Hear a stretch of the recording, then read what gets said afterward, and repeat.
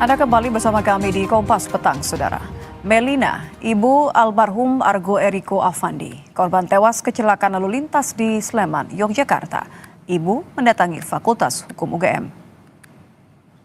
Ia memohon kepada Fakultas Hukum UGM membantu menyiapkan tim pengacara dalam kasus kecelakaan Argo. Ibu Argo sudah ikhlas untuk kepergian anaknya. Namun Melina bertekad terus menempuh jalur hukum demi menegakkan keadilan bagi almarhum anaknya. Sebelumnya, Saudara, keluarga Cristiano Tarigan, tersangka kasus kecelakaan lalu lintas, sempat berupaya menyelesaikan kasus melalui jalur kekeluargaan. Sudah bertemu dengan ibu dan keluarga almarhum Argo dari Semalang dan bahkan juga sudah berkomunikasi sebelumnya. Nah, apakah kemudian nanti proses hukum itu akan berlanjut atau tidak? Karena pendampingan dari PKPH ini kan memerlukan kejelasan hal tersebut. Nah, kejelasan itu kami dapatkan dari ibu dan keluarga bahwa memang ibu dan keluarga menginginkan terus untuk melanjutkan proses hukum sehingga betul kebenaran dan keadilan itu ditegakkan. 11 tahun ayahnya di 2014 dan sekarang 2025 saya harus kehilangan anak saya. Ibu almarhum Argo Eriko Affandi, mahasiswa UGM yang menjadi korban kecelakaan maut di Sleman, Yogyakarta, belum bisa berkomentar banyak tentang proses hukum kasus kecelakaan yang menimpa anaknya. Berat bagi Melina yang berduka ditinggal pergi Argo setelah 11 tahun lalu suami Melina meninggal dunia. Mohon maaf dengan sangat mengerti dengan kondisi yang saya alami. Untuk saat ini atau tidak tahu nantinya, saya tidak berkenan untuk berkomentar atau wawancara apapun. Jadi saya memaklumi dengan kondisi yang ada karena memang berita ini sangat shock. 11 tahun ayahnya di 2014 dan sekarang 2025 saya harus kehilangan anak saya. Usai mahasiswa UGM Cristiano Tarigan ditetapkan tersangka atas kasus kecelakaan lalu lintas yang menewaskan sesama mahasiswa UGM Argo Eriko Affandi, polisi mengungkap penyebab kecelakaan. Saat menyetir, pelaku kurang konsentrasi karena kelelahan beraktivitas, kuliah pagi dan sore hari, serta berolahraga. Bersangkutan ini lelah, ya, karena aktivitas yang bersangkutan tadi dari pagi sampai malam itu full, ya. Mulai jam 7 sampai jam 8 itu ada kelas kuliah. Kemudian setelah kelas itu dia sepeda, olahraga sepeda. Setelah sepeda dia olahraga padel. Setelah itu jam 00.40-an dia baru keluar, ya. Baru keluar dan terjadi kecelakaan pada jam 1 itu. Meski dikatakan polisi penyebab kecelakaan karena tersangka kurang konsentrasi, kuasa hukum keluarga almarhum Argo yang berasal dari Pusat Konsultasi dan Bantuan Hukum Universitas Gadjah Mada menyebut keluarga masih berkomitmen menyelesaikan kasus kecelakaan melalui jalur hukum. Belum diputuskan, tapi yang jelas keluarga menerima itikat baik dari pelaku untuk nanti kedepannya kita lihat setelah proses ini berjalan dan kondisi psikologi ibu korban itu memang sampai sekarang belum. Yang jelas proses hukum berjalan dan ini sedang berlangsung dan kita semua menghormati proses itu. Pak Kabar. Justice for Argo atau keadilan untuk Argo mengalir dari teman-teman Argo dan masyarakat, menuntut polisi transparan menangani kasus kecelakaan yang membuat Argo tewas Sabtu dini hari. Tim Liputan, Kompas TV. Untuk mengulas kasus mahasiswa UGM yang tewas ditabrak oleh mobil di wilayah sekitar kampusnya, kita akan bahas bersama pengamat hukum dari Universitas Jenderal Sudirman Purwokerto, Hipnu Nugroho. Selamat sore, Prof. Hipnu. Selamat sore, Mbak. Prof, Anda melihat bagaimana transparansi penanganan kasus ini? Apakah memang sudah sesuai dengan ekspektasi publik atau saya boleh katakan tekanan publik? Ya, kalau melihat transparansi oleh Polda Yogyakarta saya kira cukup sudah ya. Cuman transparansi sebagai bentuk tempat terjadinya suatu tindak pidana, peristiwa kaitannya dengan jenis kendaraannya, kecepatan kendaraannya, kondisi pelaku, syarat izin pelaku, itu belum kita dengar.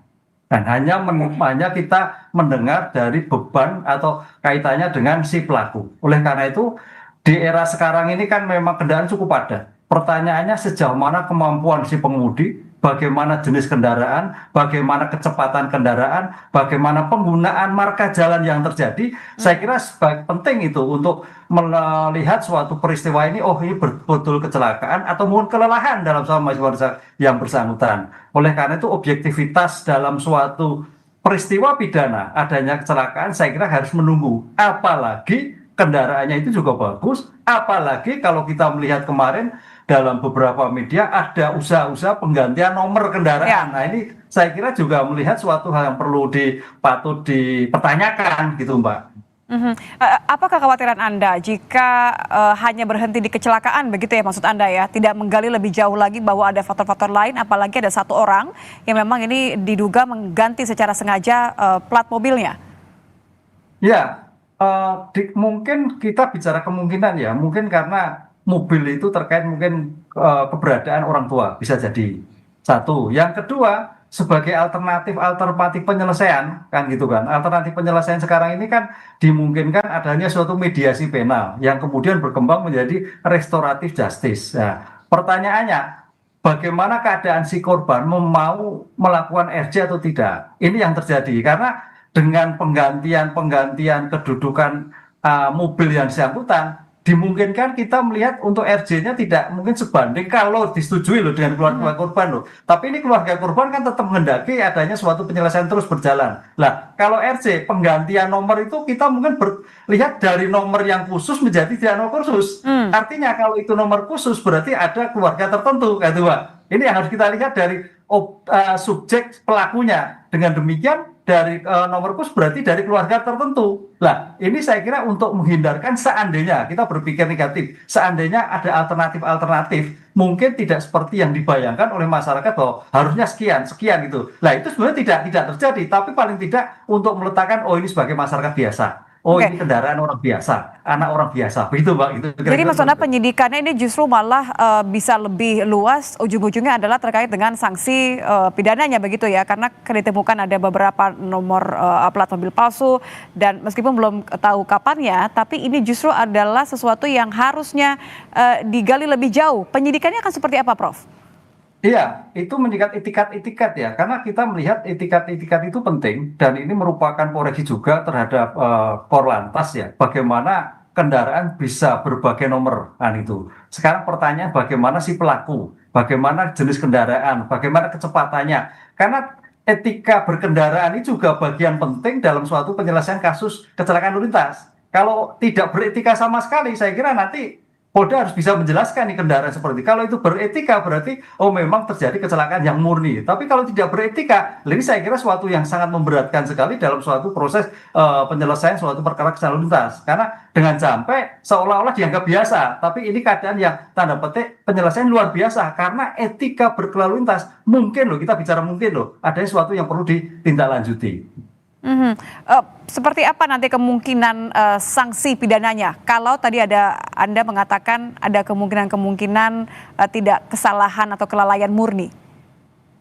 Ya, kalau kita seperti itu mengacu pada Undang-Undang Lalu Lintas, Mbak, 22 nomor tahun 2009 tentang kecelakaan lalu lintas yang menyebabkan matinya orang. Ini ancamannya kalau kita lihat itu di dalam pasal 310 ayat 4 itu sampai 12 tahun. Nah, ini saya kira suatu hal yang berkacu pada spesialis. Belum lagi kalau memang mengacu pada KUHP, tapi kalau enggak, KUHP itu 359 karena kealpaannya menyebabkan matinya orang. Tapi kalau kita lihat Undang-Undang Lalu Lintas cukup adanya terkait 12 tahun. Pertanyaannya apakah ini memberikan keadilan karena ini sebagai juga generasi muda apalagi keluarganya habis melakukan suatu musibah. Ini saya kira juga harus diperhitungkan dalam suatu penyelesaian keadilan bersangkutan. Orang tua atau ibu dari Argo memang sudah datang ke menuntut keadilan ya. Artinya memang jelas dari sisi korban bahwa ingin dituntaskan kasus ini sampai akhir. Versi Anda yang paling ideal, artinya apa saja yang tidak boleh luput dan maksimal sepertinya pidananya akan berapa tahun? Ya, sekarang kita melihat bagaimana keadaan berkendara, Mbak. Kita harus melihat sifat pelaku tindak pidana berkendara. Apakah si berkendara ini dalam keadaan kecepatannya bagaimana? Situasi berkendaranya seperti apa? Jenis kendaraannya seperti apa? Syarat kelengkapan kendaraannya seperti apa? Lah, kalau itu memang tanda petik tidak seperti yang diharapkan dalam Undang-Undang Lalu Lintas, ya hukumannya maksimal seperti yang ditentukan dalam pasal Undang-Undang Lalu Lintas 310 ayat 4, 12 tahun. Ini kan lihatnya ke sana, Mbak. Dengan demikian sebetulnya berat ringannya suatu putusan nanti, berat ringannya pada pelaku kecelakaan kendaraan adalah tergantung pada bagaimana mengendalikan kendaraan dalam suatu peristiwa terjadi itu. Sehingga menjadikan faktor pemberat atau mungkin faktor yang tidak pemberat dalam suatu kecelakaan yang bersangkutan. Penggantian plat nampaknya masih harus diusut sampai tuntas. Terima kasih Prof. Hipnu sudah bergabung bersama kami di Kompas Petang. Informasi lainnya kami hadirkan di Kompas Petang usai jeda, saudara. Di antaranya, setelah disebut-sebut akan melapor ke Kompolnas, usai Barreskrim menyatakan ijazah Jokowi asli. Pihak penuding ijazah palsu Jokowi, Roy Suryo, akui tim pembela ulama dan aktivis akan melakukan pelaporan tersebut. Simak perbincangannya di Kompas